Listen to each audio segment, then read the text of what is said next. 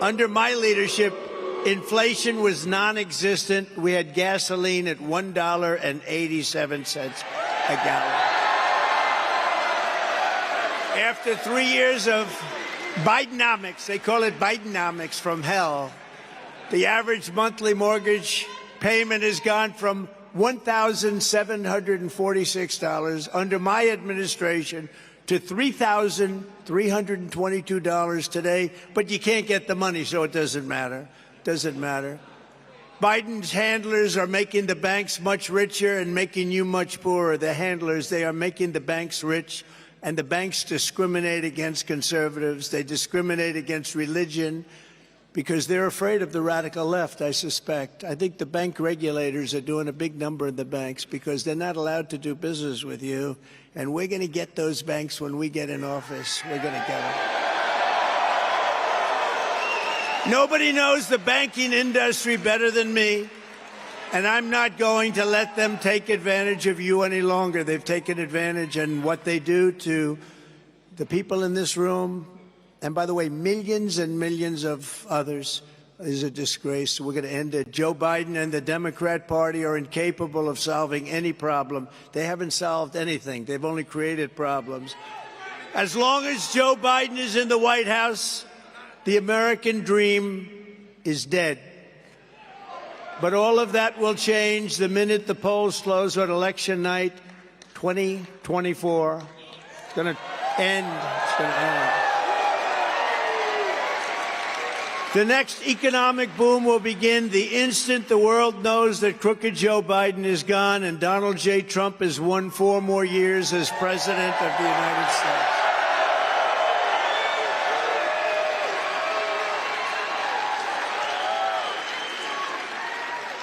Powered by the momentum of our historic victory, and that will be truly the biggest. I think we probably have #1 spot. I don't even think there's much of a doubt about it. 2016, but this is bigger. This is bigger. I never thought I'd say it. This is bigger. This will be a historic victory. By Christmas of next year, the economy will be roaring back. Energy prices will be plummeting.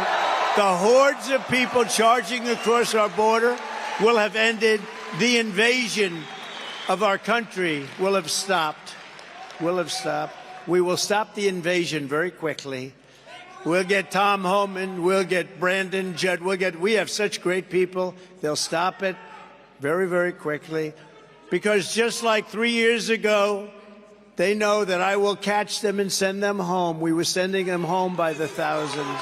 MS-13, thousands and thousands of gang members sent back home.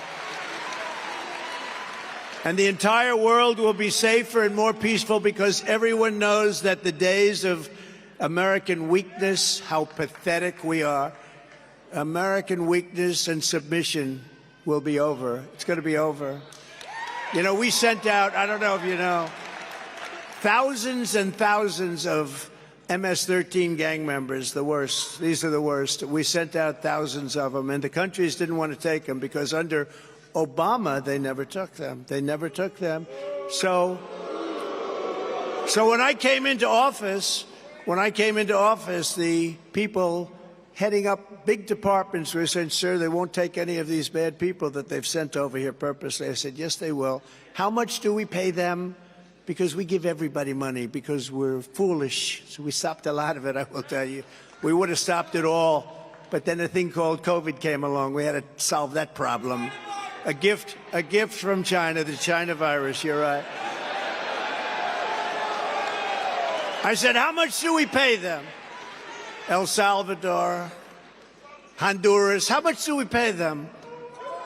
They said $750 million. That's peanuts compared to a lot of them. I said, inform them that we're not paying them any longer. And I got calls from the 3 of them, Guatemala. I got calls from the 3 of them the next day. Sir, is there a problem? Yeah, the problem is you don't take. They would put airplanes on the runway so you couldn't land the planes with the people that we brought, prisoners that we brought back. We didn't want them in our country. They would stop the road so you couldn't get the buses of people in. We'd come back. This is under Obama with Biden, if you can believe it, Biden. So I said, that's okay. We're not going to pay them anymore. As soon as they heard that, they called up 3 of them separately. Sir, there seems to be a misunderstanding. What's the problem, sir? I said, you're not taking the people that you sent us back. You're not sending the people that were in your jails. You're not taking them back. Well, but, sir, you haven't paid us the money that you're supposed to pay. I said, no, I'm not going to pay. Sir, really, there seems to be a misunderstanding. We would love to take them back, sir. Don't you understand that? So they took them back, and we took out thousands and thousands of people in this country, and I mean the most vicious people you've ever seen. Gang members, a lot of terrorists. We took out people that nobody believed, and we had for 4 years. You know, I never talked about it during the 4-year period. I didn't want to give myself a little bad luck, and then the next day something happens. We didn't have one attack in 4 years. We had the travel ban. We banned people from coming in that weren't good. The Biden administration is running on the fumes of the great success of the Trump administration. They're just running on the fumes of what we did with the tax cuts and the regulation cuts. Without us, this thing would have crashed to levels never seen before. And if we're not elected, we will have a depression, the likes of which you haven't seen since the Depression of 1929. We're not talking about a recession. You're going to have a lot worse than that. The way they're wasting trillions of dollars on Green New Deal nonsense and giving it away to other countries. Crooked Joe Biden's failed presidency has already cost your family tens of thousands of dollars a year, and now he's running on the biggest and most punishing tax hike in American history. You know that. He's going to quadruple your taxes. Biden plans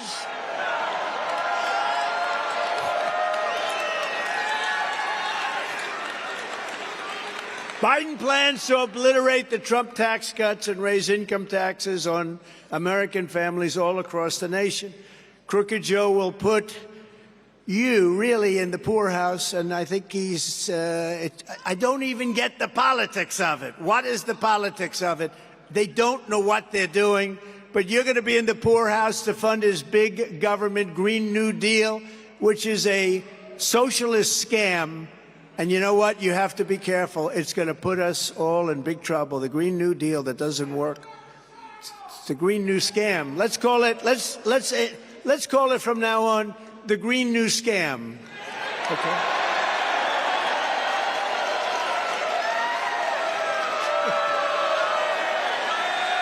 Windmills. Windmills.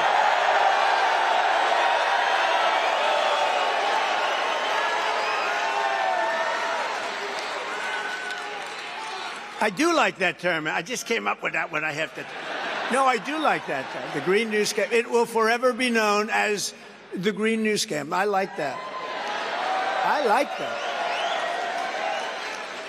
Here is my pledge to every New Hampshire family. I will never let the Trump tax cuts, and they are the biggest tax cuts in the history of our country, I will never let them be taken away from you, and with your vote in this election, we will cut your taxes even further. That's what built our economy. That's why we had such a strong economy. Biden is also trying to impose a vicious increase to the estate tax or the death tax, wants to put you out of business.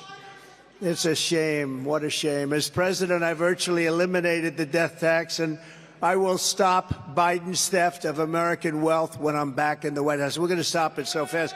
You know, under the Trump tax cuts, if you have a small business, if you have a farm, you don't have to pay any estate taxes. They were taking away your businesses. They were taking away your farms. The farmers had a problem because they were a little bit, as you would say, land rich, but it was great. It was a great wealth, but it wasn't cash. And they had to go out and they had to borrow money from banks, and then the banks would, you know, come down and foreclose because they couldn't pay it because they had such a high tax.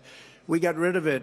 We got rid of the estate tax. A lot of people don't even know that, but we got rid of the estate tax for farms, small businesses, and I hope you're happy with that. I always say, if you love your children, it's a big deal. If you don't love your children, it doesn't matter that much. Is there anybody in the room that does not love their children? I'd like to see.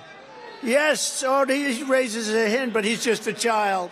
He's just a child. There's a man right there. Is that? Oh, look, he's serious about it. Wow, he's serious about it. All right, well, then you shouldn't listen to those words. You earned your money and you spent a lot of blood, sweat, and tears in doing it, and I want you to keep it in your family, and that's what we did. Sadly, the backstabbing establishment losers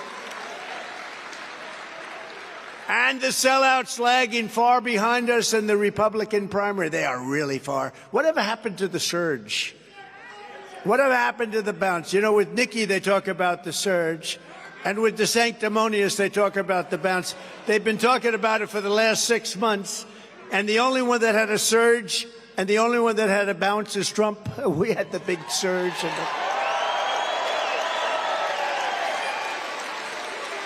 I saw where they said last week, Nikki Haley is surging. And then I said, oh, that's not good news. That's not good. And she is compared to him, but not compared to us. So we're like at 70, she's at 7. And she went up to 8, and he went down to 9, and she could overtake him, but we'll be about anywhere from 50 to 60 to 70 points above. And they talk about the surge. You have to read the story to believe it. That's the fake news. There is no surge.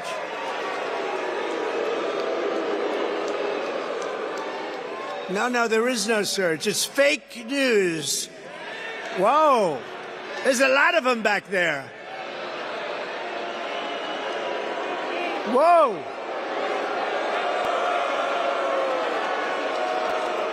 There's a lot of fake news back there. What are you doing? You don't have anything better to do on a Saturday afternoon? Look at all.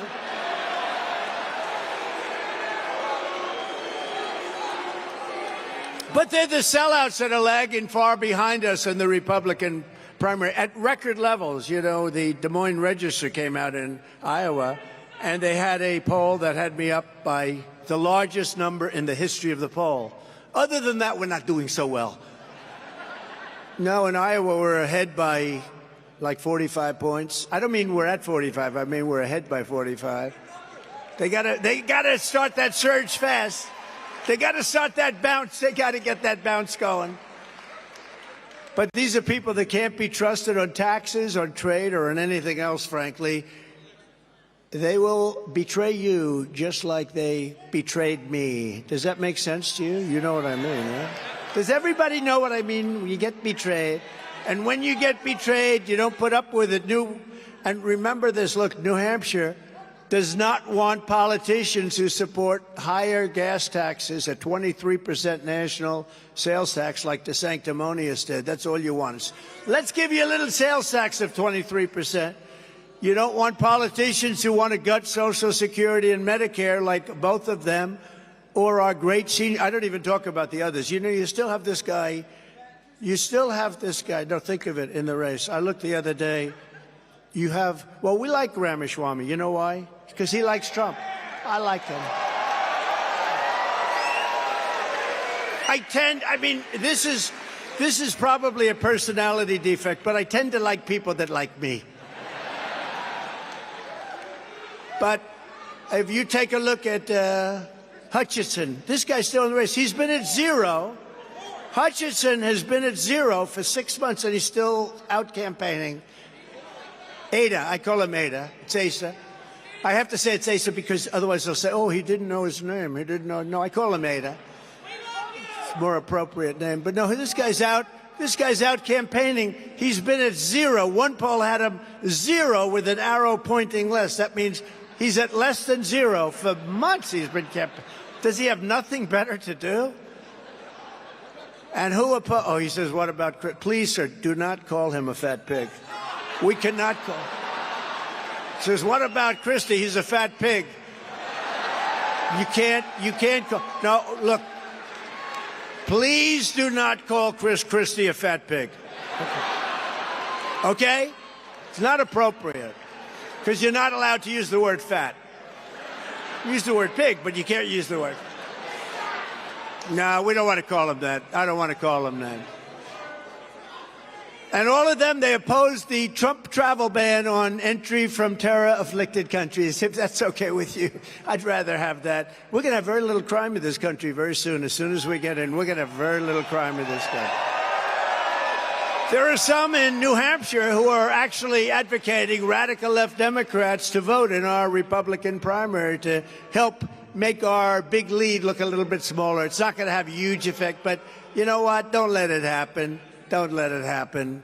These are subversive people. Don't let it happen. We need to send them a message. We have to send the whole world a message because the world thinks our country is a total mess, and it is.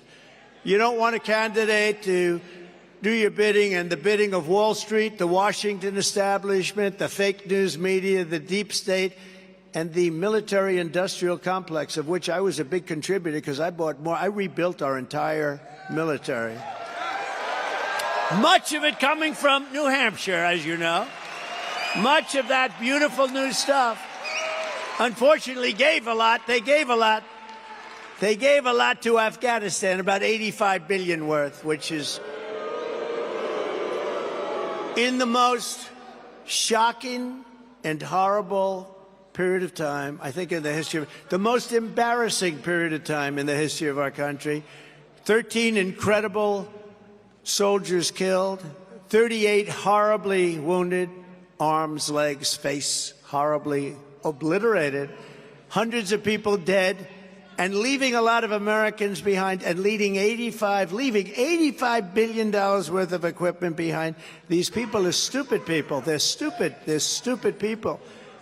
You know, we didn't lose one soldier in Afghanistan for 18 months. I told the head of the Taliban, the media got upset when I called. They said, why would you speak to the Taliban? I said, that's where the problem is. Remember, they asked Jesse James, Jesse, the great bank robber, Jesse, why do you go after banks? He said, because that's where the money is. I went after the Taliban because that's where the killing was. And I spoke to Abdul, and I said, Abdul, don't do it, Abdul, don't do it. We didn't lose. It was a rough conversation, but that's okay. We didn't lose one soldier from that conversation on. 18 months, we didn't have one soldier. Under Obama and Biden, they had a lot of people. We didn't lose one soldier until that horrible day, that horrible, stupid day. What a stupid group of people. They took the military out first. No, you take the military out last. You get your people out first. You get your equipment out. You get your people that have helped us out. There are those people. Of course, you know, we won a war. We took people that we have no idea who they are. We didn't take the people that helped us. We took whoever was able to get into those airplanes. You remember the sight of those planes pulling up with many people on the planes, hanging onto the wheels and falling at 3,000 feet. I mean, it was what a mess. What a mess. This guy Biden is the worst we've ever had. The worst. No, New Hampshire wants a president who will never betray you, who will never forsake you, and who will never sell you out. You're not going to be sold out. And you know that because for 4 years I was your president, and you had the greatest 4 years that you've ever had.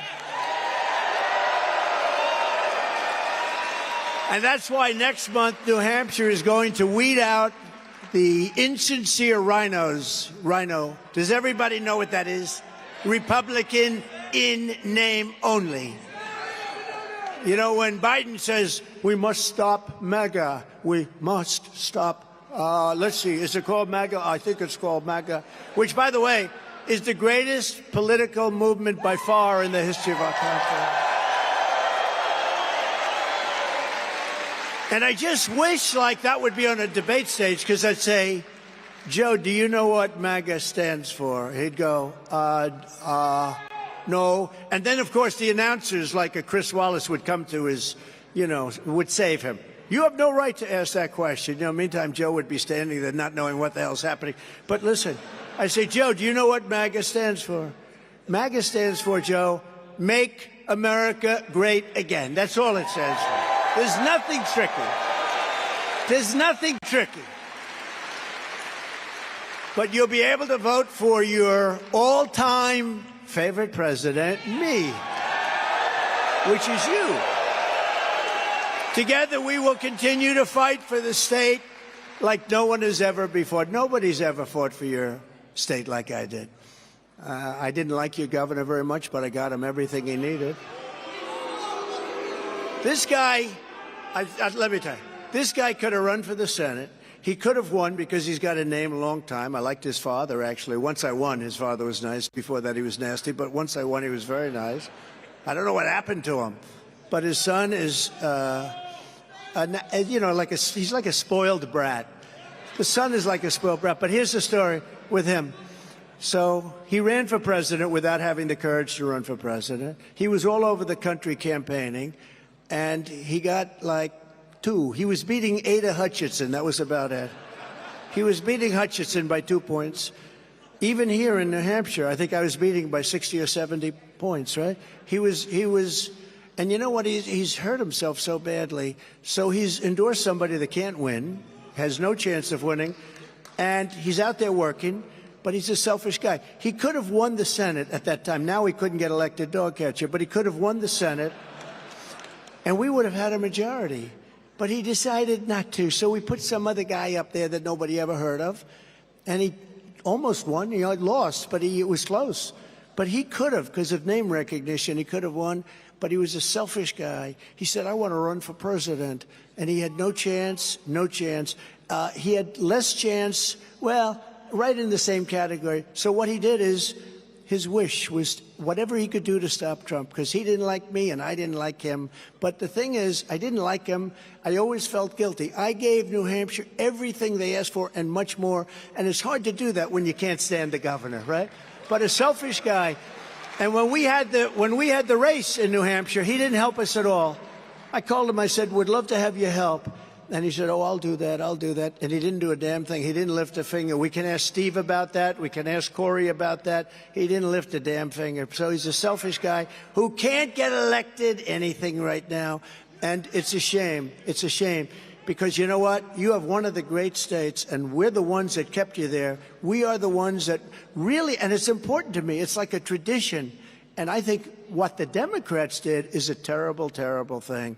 In fact, Biden essentially isn't running in your state. I would say that's a pretty good slap. So they're trying to do some write-in votes to see if they can keep him. But what a mess. This guy, what he's done to our country is a disgrace. What he's done to our country is a disgrace. So to defend New Hampshire workers and manufacturers, I will pass the Trump Reciprocal Trade Act. Do you know what that is? That's the greatest thing ever. I love it. If China or any other country makes us pay a tariff or a tax, let's say 200 or 100 or 300%, you have no idea how big they are, then we will make them pay a reciprocal tariff or tax the exact same amount, 100, 200, 300%. Right? That's easy. I had a certain senator that's not into the financial world, and he said to me, so, you know, because we were all set to get that passed, and then we got hit with COVID, and we had to worry about that one. But we were all set to get that passed. Reciprocal Trade Act, my favorite, just about my favorite thing, because all these countries, they rip us off. Now, we put big taxes. You know, you don't realize we took in hundreds of billions of dollars because of me from China. Nobody else took in 10 cents, but we took in hundreds. But we had a reciprocal act with some of them. But they all rip us off. We were all set to get it done, but I had to convince one senator, so I went to him and I said, listen, here's the story. Nice guy, but not into this. If they charge us a tax, we charge them a tax. He goes, wait a minute, let me get this straight. They charge us, we charge them, right? That's it? Yeah, that's it. Very simple. You got my vote. You got my vote. How can you not vote for that? But we have people that would actually say, no, sir, we want to keep it the way it was. And which probably means that somebody's taken pretty good care of them, I'll be honest with you. I will revoke China's most favored nation's trade status, which is ridiculous. They say they're a developing nation. Well, we're a developing nation, too. All you have to do is take a look at our Democrat-run cities, which are being destroyed. And we will impose stiff penalties on China and all other nations as they abuse us. And I did that with China, hundreds of billions of dollars. The reason China is not doing very well right now, as you probably are reading, but they're not doing well is because of the big tariffs that they're paying to the United States. And I want them to do well. I think it's fine, but they can't abuse us. For years and years, they were abusing us. And I was talking about it for years.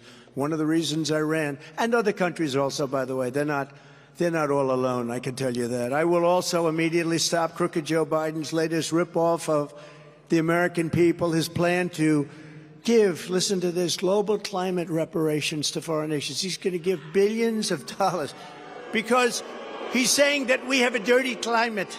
And he's going to give billions and billions of dollars to foreign nations that think we're the dumbest people in history, okay? Billions.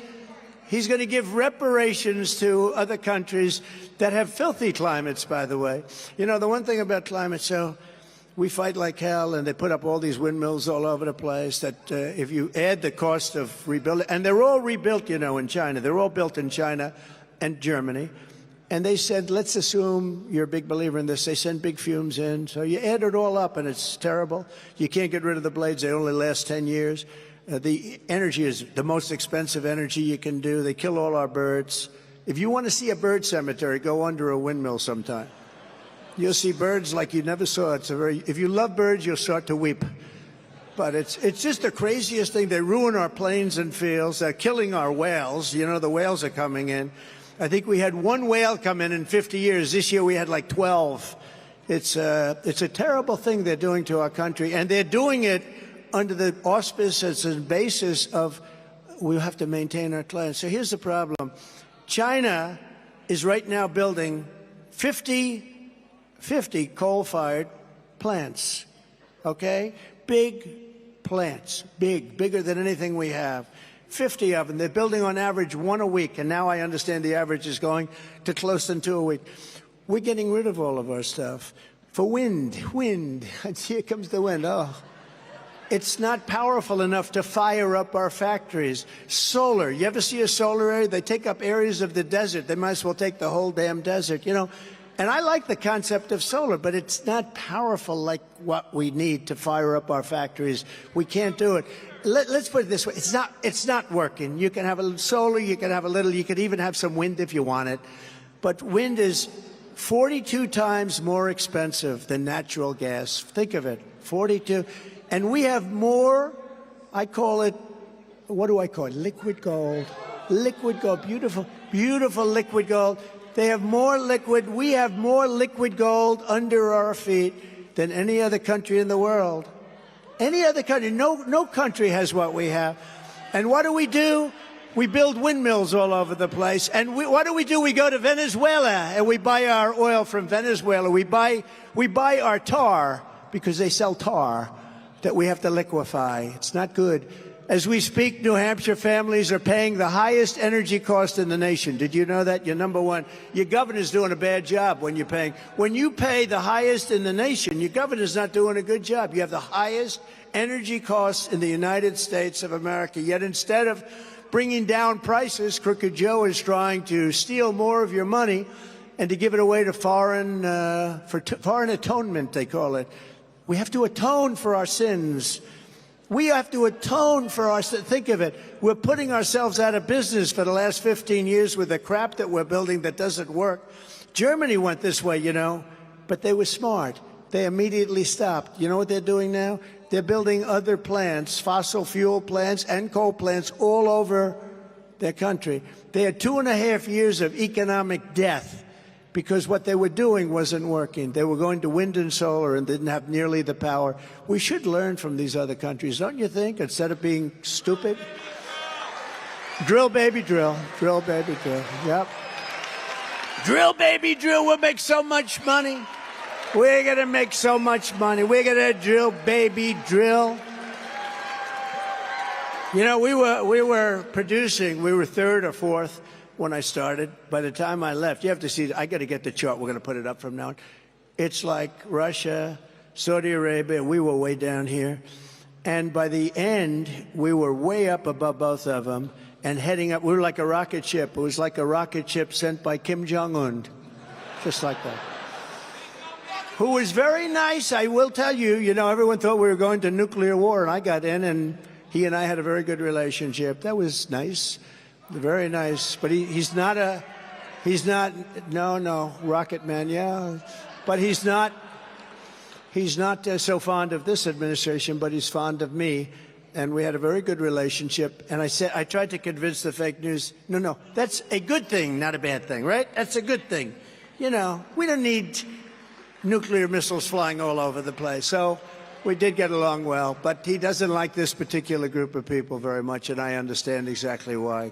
Because he doesn't like incompetent people, actually. They are grossly incompetent. When I'm back in the White House, this globalist it's really a Biden plot for climate reparations and all of this money going to other countries by the billions and billions and ultimately the trillions will be stopped on day one. We're not going to do that. We're going to start paying off debt. We won't be sending them one penny. I will end Biden's war on American energy, and we will, in fact, as you just said, drill, baby, drill. We're going to drill, baby, drill.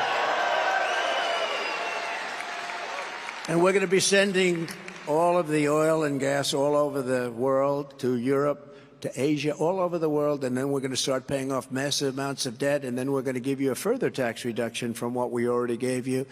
And we're going to get rid of our debt, and we're going to get rid of a lot of great things, and a lot of, I'll tell you what, we're going to take care of some really big problems. You got some great big things that they thought were so fantastic, and they're horrible. Everything they're doing, like I will kill his insane, very expensive and horrible and just the dumbest thing I've ever heard, electric vehicle mandate.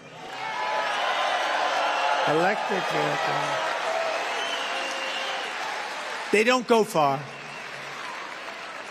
Let's say, yes, you're in New Hampshire. Let's say, you know, because Joe gets that mixed up a lot. He'll say, well, let's see, we're in Idaho now. No, Joe, you're in New Hampshire. So you're in New Hampshire, right? You're in New Hampshire, and we want to, let's say, drive down to Boston. Let's say that's about 3 stops, whereas you could go down and back with a tank of gasoline, you know? I don't think you're going to like stopping. And the problem is you won't find a charger. And if you do, it's got lines. And they're trying to enforce this. The problem is, honestly, they don't go far. They're very expensive, and they're all going to be made in China. I was telling the United Auto Workers, I think they're going to all vote for me, other than the top 2 people. I think they're all going to vote for me. I said the deal is a killer because they're going all electric. And if you go electric, you're going to have those cars. They've got to be made in China because they have everything you need for electric. We have everything you need for a nice tank of gasoline. We have everything you need. We have it right under our feet. I think we're going to win the auto workers. I mean, I don't know if you saw in Detroit and Michigan, the vote. We're up 11 points in Michigan, which is pretty unusual. 11 points. Because they get it. You're not going to have an automobile industry anymore if they do this. You know the worst? They want to make all trucks electric. And the problem with the truck electric is a big, beautiful, brand new 18-wheeler, a big beauty, can go 2,000 miles on diesel fuel, right? Clean diesel fuel. It goes 2,000 miles.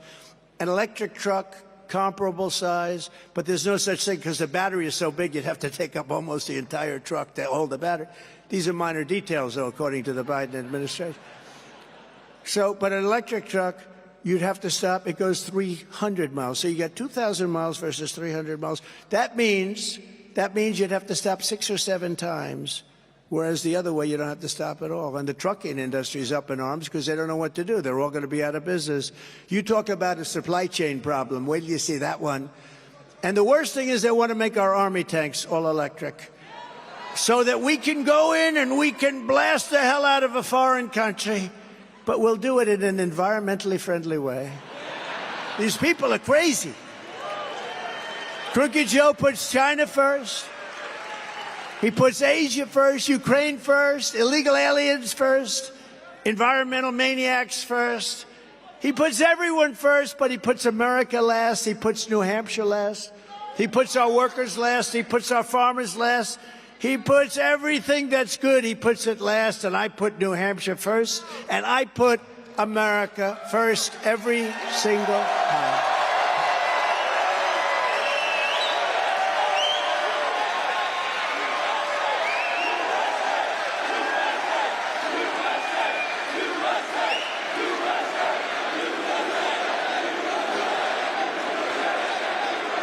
That's good.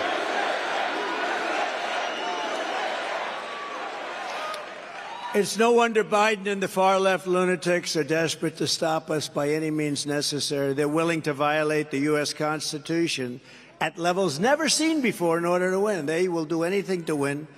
They'll do whatever they have, whatever they can. And remember this, Joe Biden is a threat to democracy. He's a threat.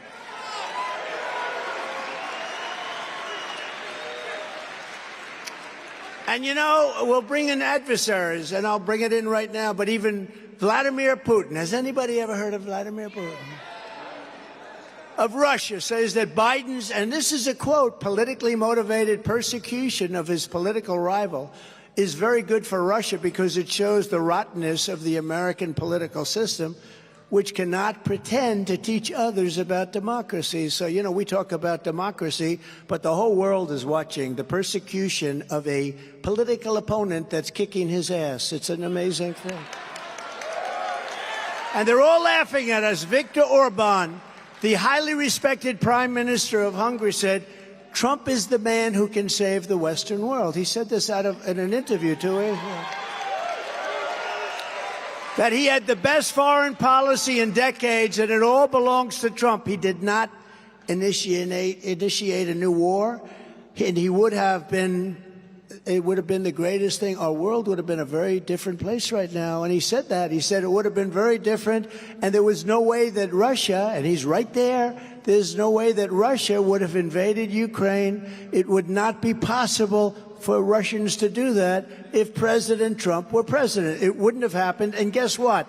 It didn't happen. And you know what else wouldn't have happened? The attack on Israel wouldn't have happened. And inflation wouldn't have happened.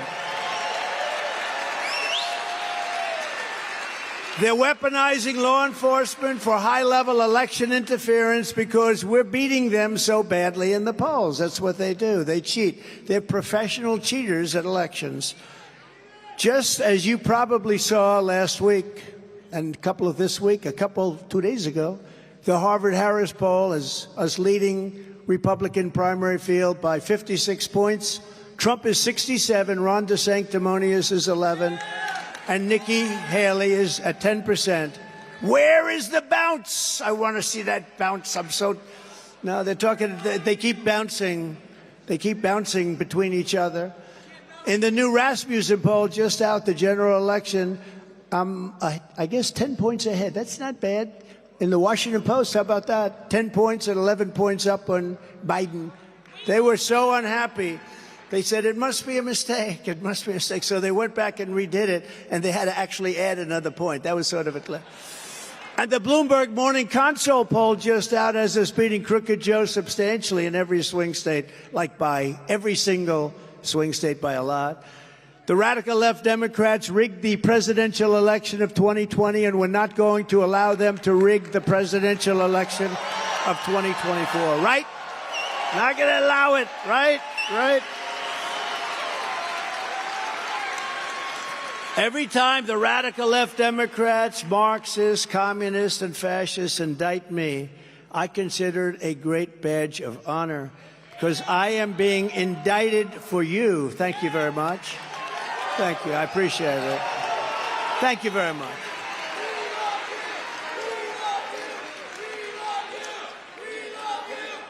Thank you.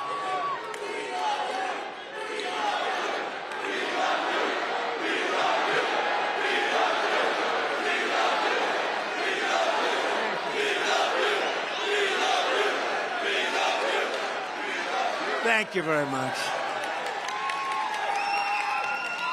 And never forget, our enemies want to take away my freedom because I will never allow them to take away your freedom. It is very simple when you think about it. They want to silence me because I will never let them silence you. And in the end, they're not after me, they're after you. I just happen to be standing in the way, and I will always be standing in their way. You know, I had a great life. I had a life of tremendous luxury. I built a tremendous company. You actually got to see that with this fake trial I have going on in New York. Tremendous cash, very low debt, greatest assets. Nobody has, very few people have assets like, and I could have been all over the world sampling my assets, right? And instead, I'm in New Hampshire with you, and I'm very happy about that. I'm very happy. But they asked me, a lot of times I get asked this question, sir, you had the greatest life anybody could have. would you do it again? I said, absolutely. I'm so honored to do it because we made America great, and then they've destroyed our country, and we're going to make it great again, greater than ever before, and there's nothing I can do that's going to top that. I've had plenty of the other life, right? We've had plenty of the other life. We got a lot of work to do. You know, when they let, I think the real number is 15, 16 million people into our country, when they do that, we got a lot of work to do. They're poisoning the blood of our country. That's what they've done. They poison mental institutions and prisons all over the world, not just in South America, not just the 3 or 4 countries that we think about, but all over the world. They're coming into our country from Africa, from Asia, all over the world. They're pouring into our country. Nobody's even looking at them. They just come in. The crime is going to be tremendous. The terrorism is going to be. And then we built a tremendous piece of the wall, and then we're going to build more. And the election was rigged, and we didn't do it, but I figured they'd just throw it up. Would have taken 3 weeks. It was all built. It was all ready to be just hoisted up. The exact wall that the Border Patrol, who are incredible, Brandon, Judd, and all of the people at Border Patrol, that's exactly what they designed. They had the anti-climb bars. They had everything. And you know what they did? They didn't want it to go up. They sold it for 5 cents on the dollar. Can you believe it? All of that stuff. It's a very sad thing. This is far more than a campaign. This is the greatest political movement in the history of our country. It really is. There's never been anything like that. We're engaged in a righteous crusade to liberate this nation from a corrupt political class that is waging war on American democracy like never before. We've never seen anything like this before. If you put me back in the White House, their reign will be over and America will be a free nation once again. We are not a free nation. So we're joined today by some wonderful people. Republican National Committeeman Bill O'Brien. Bill, wherever you may be. We're Bill. I don't know where you are, Bill. There are a lot of people in here. Caroline Levitt, she's fantastic. Where is she? She is fantastic. Wow. You are something. I watch her on television just ripping people's hearts out.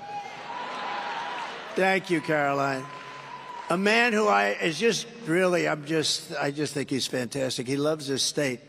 More than any place, he loves his state. This is where he wants to be. He has a lot of options. He's done very well. But he loves you, and he loves our country, and he has so much to do with our success. Corey Lewandowski. Corey? Great guy. He's a great guy. And I'm thrilled to receive the endorsements of State Senator Kevin Avard. Kevin Avard. Where's Kevin? He's around here someplace. Thank you, Kevin. That's a beautiful endorsement. Thank you. I appreciate it, Kevin. We won't let you down. As I say, we will not let you down. You know what he wants? He wants success for the country, right? So thank you, Kevin. Former State Senate President and candidate for governor Chuck Morse is here. Chuck, thank you very much. Thank you very much. Appreciate it. About time you get rid of that governor of yours. And the president of New Hampshire Federation of Republican Women, Elizabeth Girard. Elizabeth? Thank you. Good job.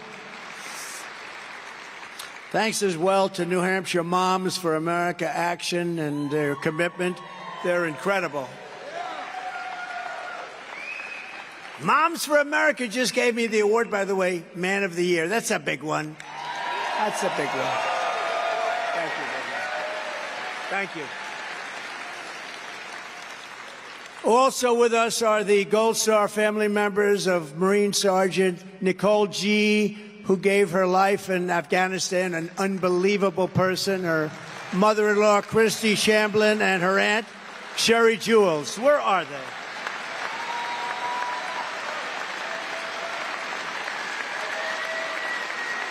Thank you, darling. Looking down, right? Looking down.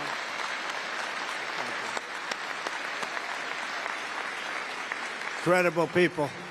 I got to know largely the parents and the relatives of the 13 people that were so unnecessarily killed, so incompetently run. There's never been anything like that. You take the soldiers out first. You're supposed to take the soldiers out last.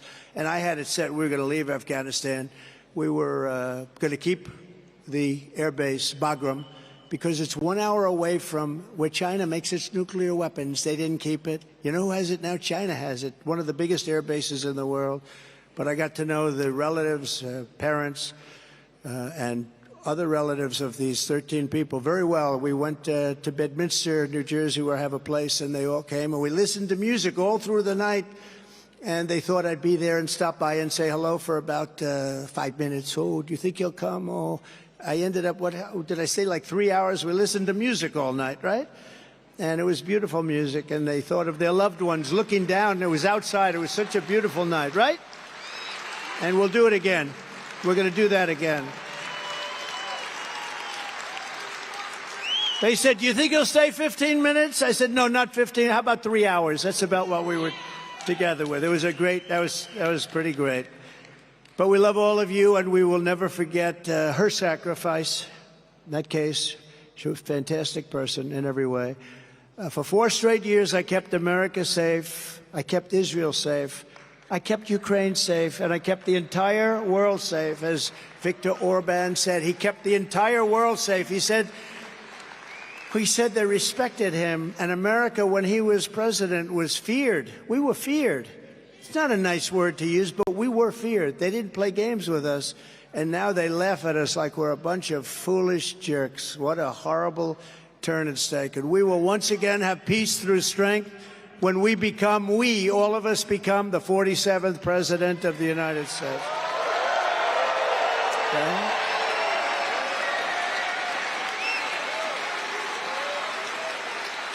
As president, I fully rebuilt the U.S. military, created Space Force. Remember, they didn't want Space Force. I said, well, if you don't do it, China and Russia are up there right now, and we've now taken it over. We've really dominated since the creation of space, but that was a big deal. The Democrats didn't want it. When Biden came in, he heard about Space Force, probably the first time he heard about it, you know? And he laughed. He thought it was funny. He thought it was some kind of a war game. No, it wasn't fun. It's going to be one of our most important. First, think of it, first new area of division, first new thing that we created militarily for so many years. You know, we were stuck in a very old-fashioned military, and now what we did was Space Force, I guess the first since 78 years. Air Force was the last, and then we did Space Force, and it's taken off. We're dominating now. We're dominating China, and we're dominating Russia, which are the two that are up there, and they were there long before us. So the creation of Space Force is such a big deal. And I was the only president in decades who didn't start a war. Instead, I got us out of wars and endless wars. And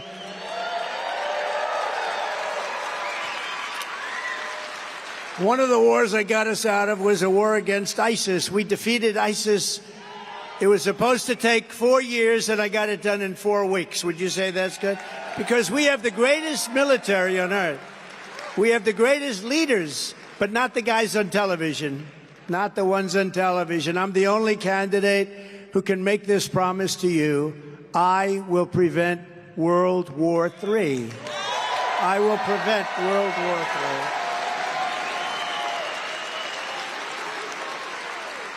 III. Because our country has never been so unsafe. You know, you're talking about the power of weaponry today compared to the Second World War and the First World War. It's times 1,000. Most powerful weapons ever even thought about, ever conceived, ever built. And we can't have a world war. And we're closer to World War III today than we've ever been at any time in our history. And the word nuclear is being thrown around every single day. When I was president, we didn't talk about nuclear. You couldn't talk about it. It was a word that was banned. You couldn't talk. Now they talk about it every day. We talk about it. They talk about it. And we will keep you out of World War III. World War III is not going to be army tanks going back and forth, shooting at each other, boom, boom, an airplane having a little fight in the sky. This is the big stuff. And if it's going to be total obliteration, we cannot have World War III. We will keep you out of it, and we'll keep you out of it because of strength, because of the strength that we have. But we have a man now negotiating for us. We have a man now negotiating for us who truly can't speak. He can't put two sentences together. They ask him a question at a news conference. He has no idea what the hell they're talking about.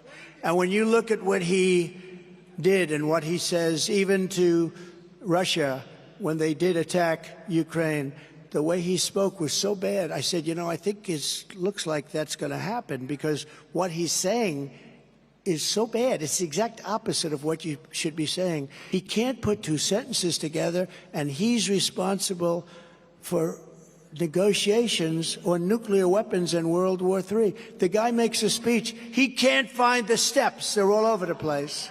See this stage?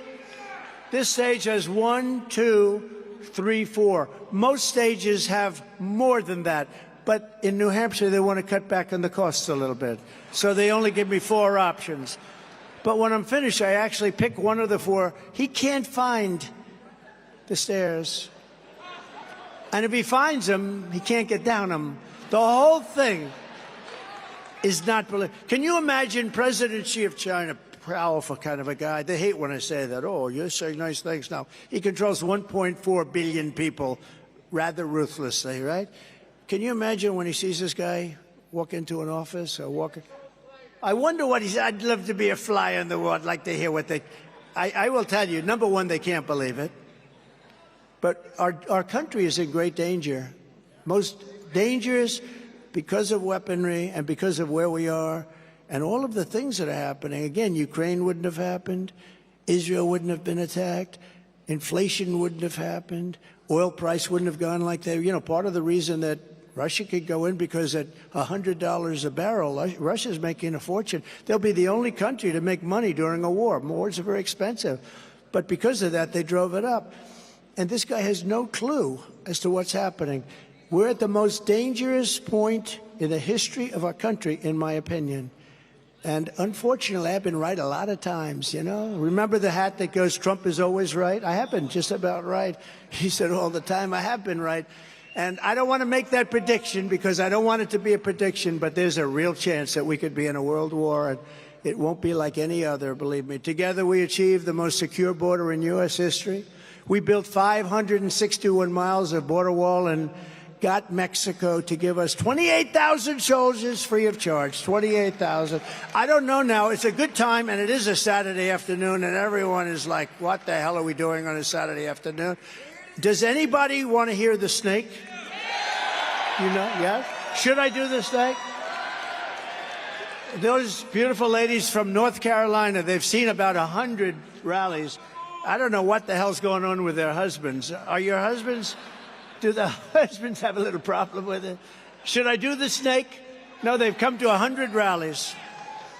This is their 100th, and they're incredible. They have a group of about actually 50 of them, and we appreciate it. How are we doing? How are we doing in North Carolina? Okay, good. We're doing good. I think we're doing good everywhere. You know why? Because, number one, I did a good job, but also, when you compare it to the incompetence that we have right now, there's more spirit right now than we've ever had before. So this is sort of a metaphor, and this is about people coming into our country who you know are going to be a disaster because they come from jails and prisons, they come from mental institutions and insane asylums. They always say, sir, please don't use the term insane asylum. You know what that is? Silence of the Lambs, right? That's Hannibal Lecter, the legendary Hannibal Lecter, and they're coming into our country now totally unchecked, unvetted. And this is very much as to what's going to happen, in my very humble opinion. On her way to work one morning, down the path along the lake, a tender-hearted woman saw a poor, half-frozen snake. His pretty colored skin had been all frosted with the dew. Poor thing, she cried, I'll take you in, and I'll take care of you. Take me in, O tender woman, take me in for heaven's sake. Take me in, O tender woman, sighed the vicious snake. She wrapped him up all cozy in a comforter of silk and laid him by her fireside. with some honey and some milk. She hurried home from work that night, and soon as she arrived, she found the pretty snake she'd taken in had been revived. Take me in, O tender woman, take me in for heaven's sake. Take me in, O tender woman, sighed the vicious snake. She clutched him to her bosom. You're so beautiful, she cried, but if I hadn't brought you in by now, you truly would have died. She stroked his pretty skin again and kissed and held him tight. But instead of saying, thank you, ma'am, the snake gave her a vicious bite. Take me in, O tender woman, take me in, for heaven's sake. Take me in, O tender woman, sighed the vicious snake. I saved you, cried the woman, and you've bitten me, but why? You know your bite is poisonous, and now I'm going to die. Shut up, silly woman, said the reptile with a grin. You knew damn well I was a snake before you took me in. Does that make sense to everybody? Does that make sense? Because get used to it, because this country is going to go through hell if these very, very stupid people are allowed to stay in office. It's a horrible thing that's taking place. They are indeed evil people because they know what's happening. They know what they're doing. Anybody that can cheat on elections so well is not that stupid, okay? And that's what they're primo at cheating on elections. On my first day back in the White House, we beat them by swamping them. You know that, right? There's only so much they can cheat. We're going to have to swamp them, and then we'll straighten out our elections so that we'll go to paper ballots. We'll go to voter ID, same-day elections. Some of these elections in some states, they go on forever. They go on for 48 days. They go on forever. And then after the election's over, they say, oh, if you need another week, don't worry about it. How the hell do you add up an election if you need another week? No, we want to go paper ballots, same-day voting, voter ID. On my first day back in the White House, I will terminate every open borders policy of the Biden administration, stop the invasion of our southern border, and begin the largest domestic deportation operation in American history.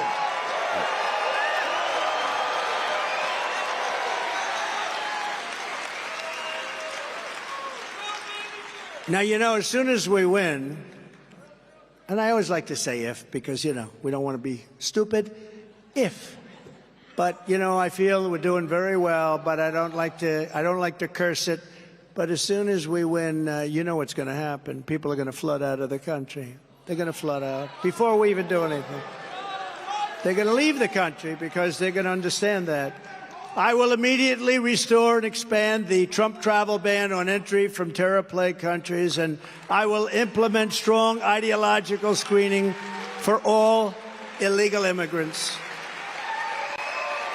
If you hate America, if you want to abolish Israel, if you sympathize with jihadists, then we don't want you in our country. We don't want you.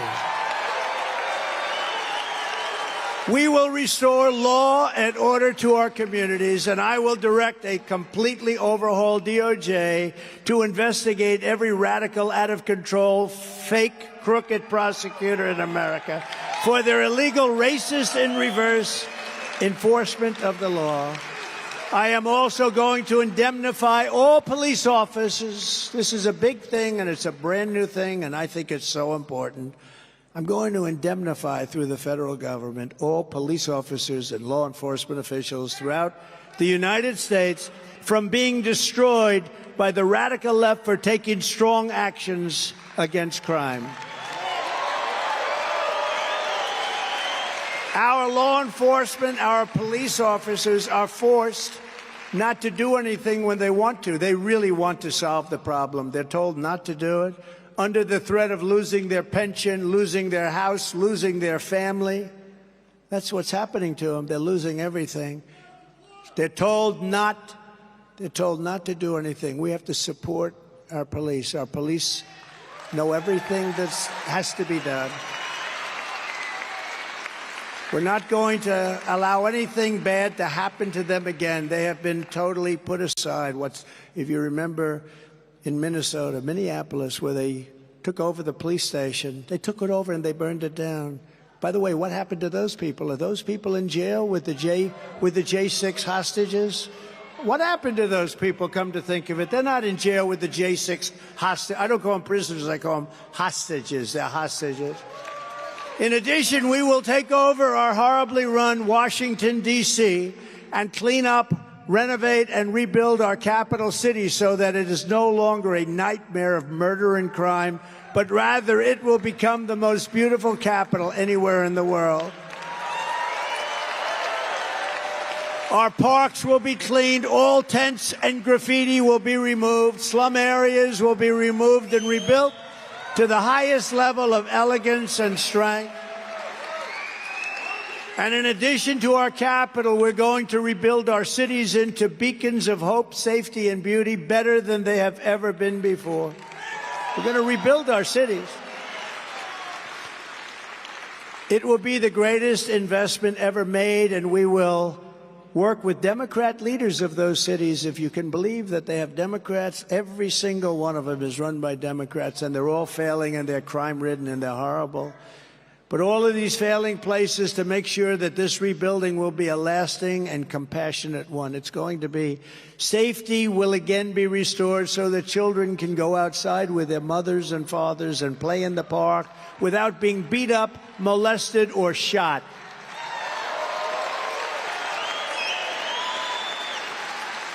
Students will be able to walk to school in peace without worrying about death. Crime rates will plummet and people will no longer move. Look, they're moving out of the cities. They're going to move back into the cities. We want that to happen. Right now, they're moving out of the cities because they're crime-infested havens of hate. We're also going to stand up to the radical left, communists, Marxists, fascists, and frauds who have taken over our universities. They've taken over our universities. You saw that this week. They've destroyed the reputations of once highly respected schools like Harvard, MIT, Columbia, Stanford, University of Pennsylvania, the great Wharton School of Finance. It's so sad to see it all happening, and others.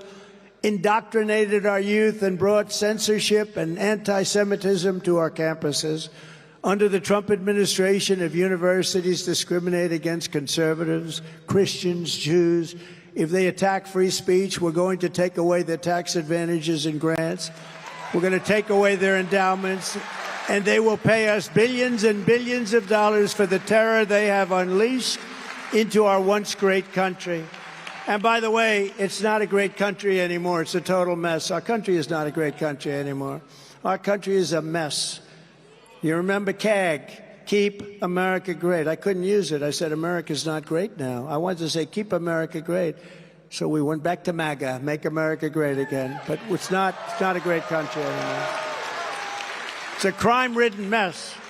We're also going to fight to give you much better health care. Obamacare is a catastrophe for all American families. Even Elizabeth Warren, often referred to as Pocahontas because of her great Indian heritage, says it needs to be fixed. Remember Pocahontas, everybody? But even Elizabeth Warren said it needs to be fixed. It's in bad shape, very, very expensive. Very expensive for the user. We're going to make it much less expensive for the people with much better health care. We're going to do something great on that. And again, we have so much wealth under our feet. The wealth under our feet is going to pay for all of this stuff. We're going to make so much money. On day one, I will sign a new executive order to cut federal funding for any school pushing critical race theory, transgender insanity, and other inappropriate racial, sexual, or political content on our children.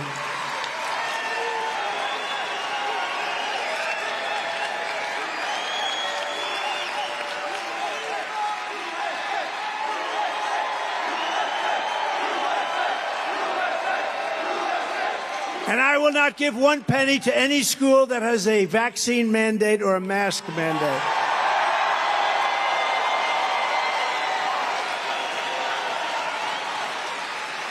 And I can't believe I have to say it, but I do. Who would think 10 years ago, 15 years ago, we'd have to say this? I will keep men out of women's sports. Can you believe it? That we would have to say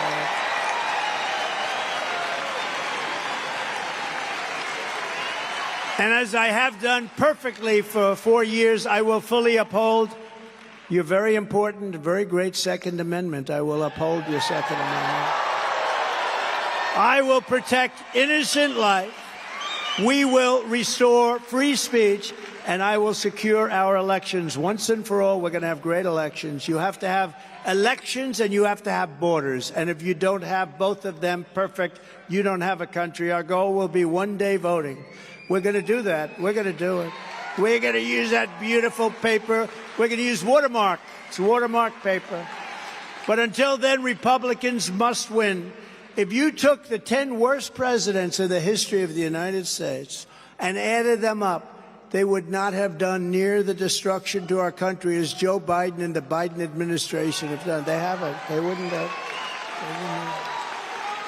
So if you want to save America from Crooked Joe and get every patriot you know, get them out to vote, you got to do it. Get everybody you know, get out and vote. Tuesday, January 23rd.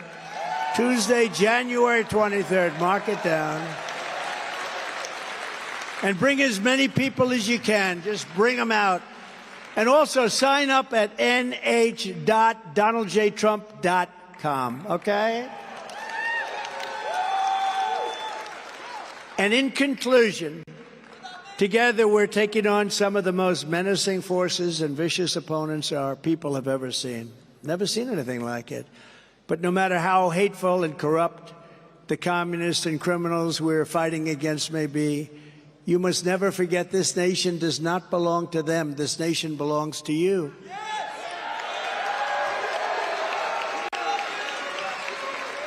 This is your home.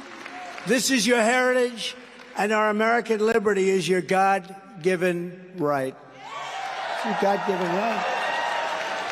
From Manchester to... Thank you very much.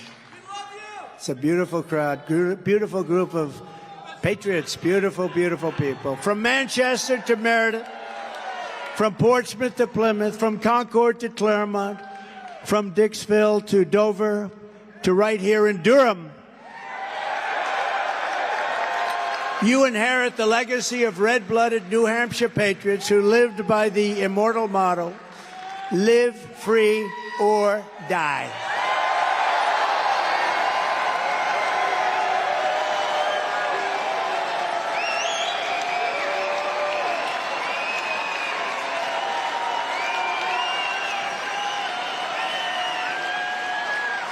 We stand on the shoulders of American heroes who crossed the ocean, settled the continent, tamed the wilderness, laid down the railroads, raised up those great, beautiful skyscrapers, won 2 world wars, defeated fascism and communism, and made America the single greatest nation in the history of the world.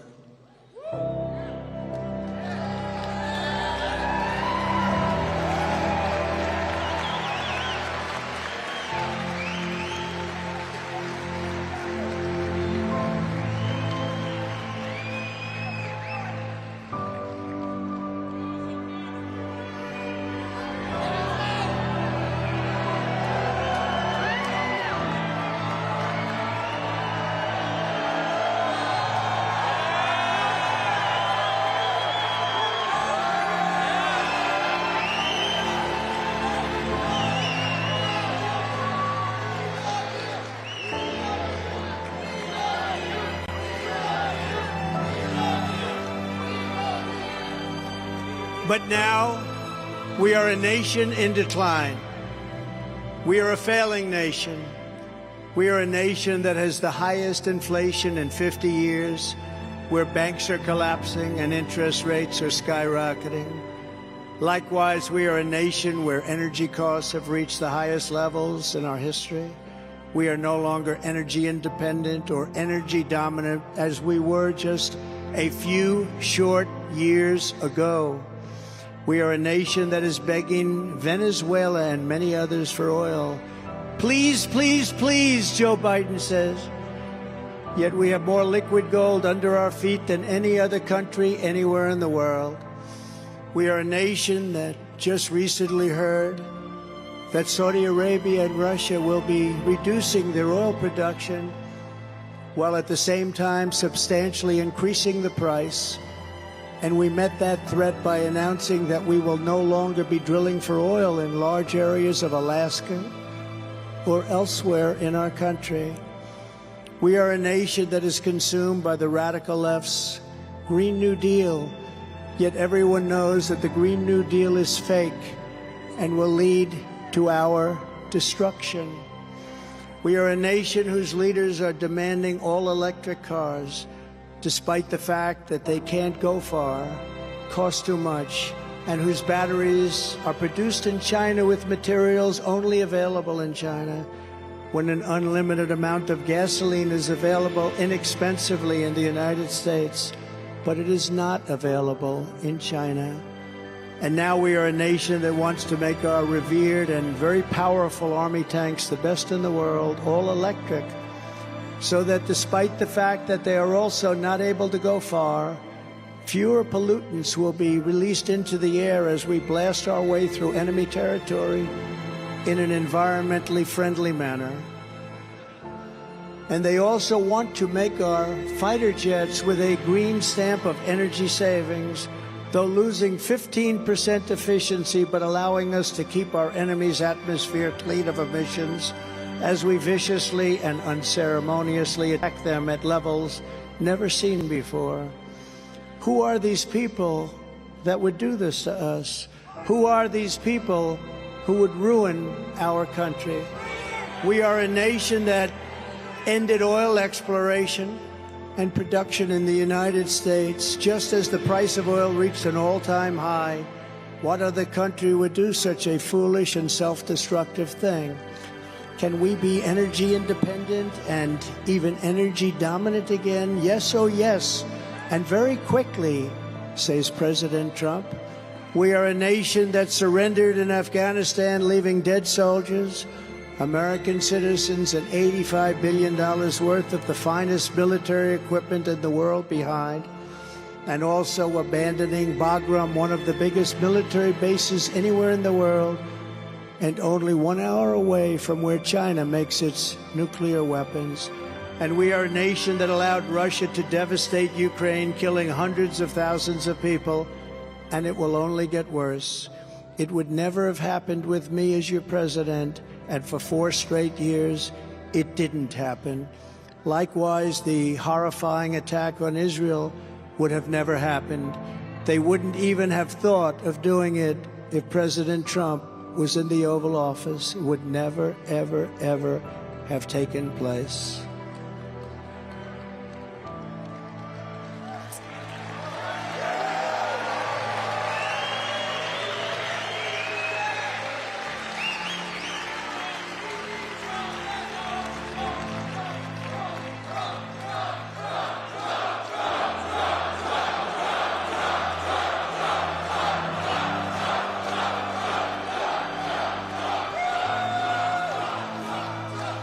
Iran was broke under the Trump administration. They didn't have the money to fund Hamas, Hezbollah, and all of the other instruments of terror. They had no money. They were totally broke. But those sanctions were lifted by a corrupt Biden administration, and now Iran is a rich country with over $200 billion and another $6 billion for hostages and $10 billion for dollars from electricity from Iraq, all compliments of the incompetent Biden administration. Iran has so much money, they don't know what to do with it. And China, with Taiwan, is next. We are a nation that allows the radical left to violently attack our cities, leaving behind massive destruction and death. And nothing happens to the violent criminals that do these terrible things. There is no punishment. But when people who love our country protest in Washington, they become hostages, unfairly imprisoned for long periods of time. We are a third world nation that has weaponized its law enforcement against opposing political parties like never, ever before.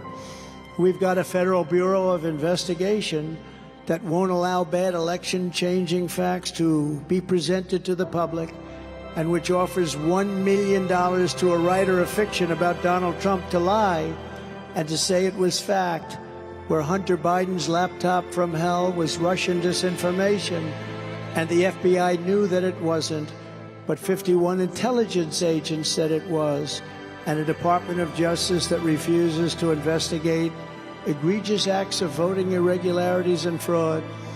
And we have a man who is totally corrupt and the worst president in the history of our country, who is cognitively impaired, in no condition to lead, and is now in charge of dealing with Russia and possible nuclear war, which would be World War III and far more devastating than any of the previous world wars because of the weaponry that no one even wants to think about.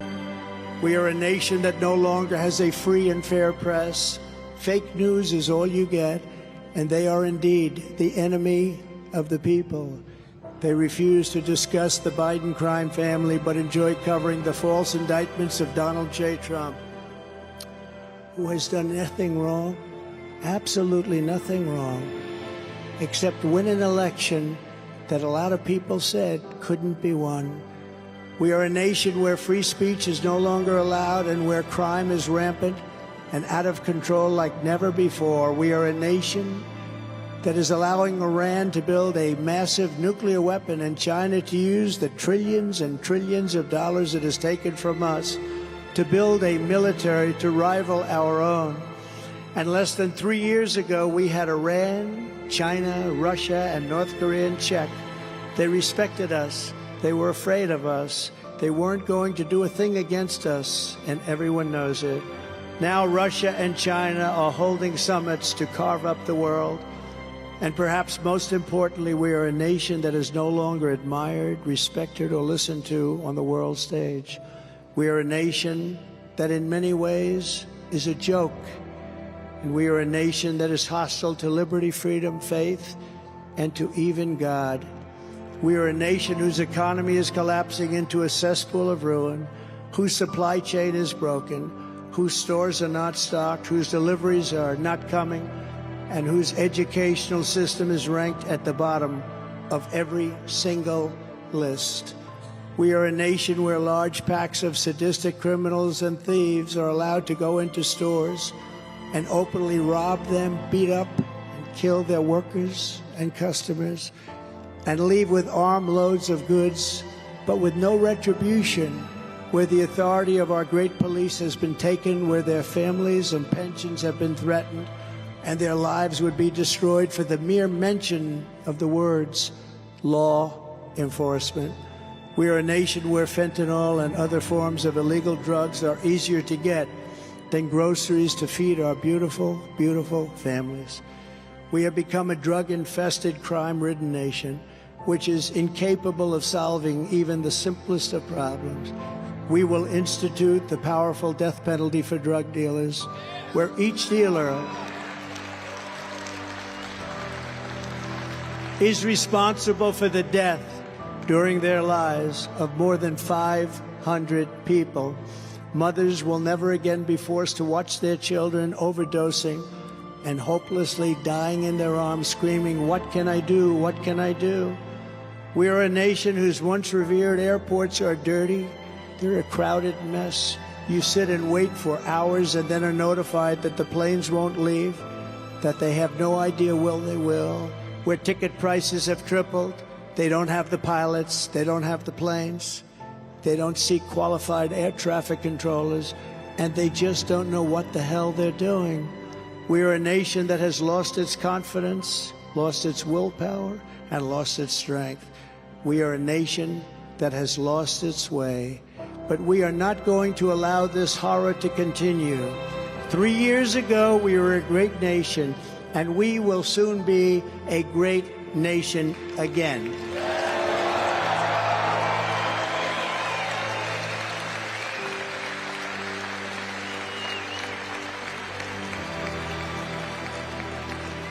It was hardworking patriots like you who built this country, And it is hardworking patriots like you who are going to save our country. We will fight for America like no one has ever fought before. With you at my side, we will demolish the deep state. We will drive out the globalists. We will cast out the communists. We will throw off the sick political class. We will rout the fake news media. We will drain the swamp, and we will liberate our country from these tyrants and villains once and for all. Like those patriots before us, we will not bend, we will not break, we will not yield, we will never give in, we will never give up, and we will never, ever back down.